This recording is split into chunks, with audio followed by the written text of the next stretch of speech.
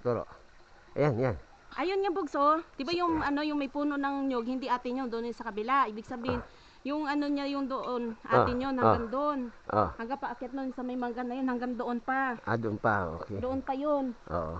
Yun nga yung hindi ko nakita nung nagpunta kami kasi nadula kami sinima nang sa may ibabaw na yun. Guys, ito pa tapos yung may mahogani. Oo. Diri may nangagin man sa gilid. Dito sa kabila, Susan, dito na sa atin. Basta yung may ano bog, yung may puno ng nyog hanggang doon sa atin. Kasi doon yung sa kabila yung nyog. Okay. Tara, akit na tayo. So pataas pa kami, guys. Doon na tayo dadal sa may gilid doon. Lang yung mic.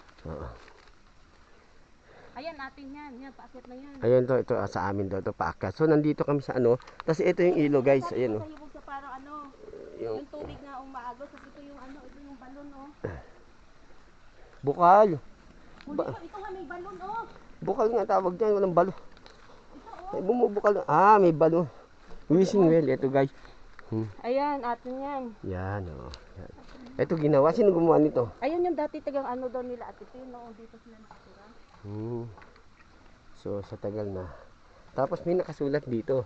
Barangay Captain Apas Junior. Ayan Once ito Doino. yung mga manggabogs.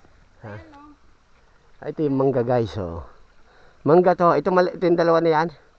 Ayan, di lang dalawa yan. Dami niya, Tapos ayan, mangga. Niya, di ba yung pinatay nga nila bog ito? Yung mga ganyan, Kasi ano yan Ito yung yung palm. Dami na naman tumubo, Palm guys, ayan, Tara sa taagiran din. Kanang naatay mga gunitan. Dyan tayo dadaan. Banak, humanda ka. Tara. Dito na kami dadaan guys. Mamaya na lang ako mag-vlog.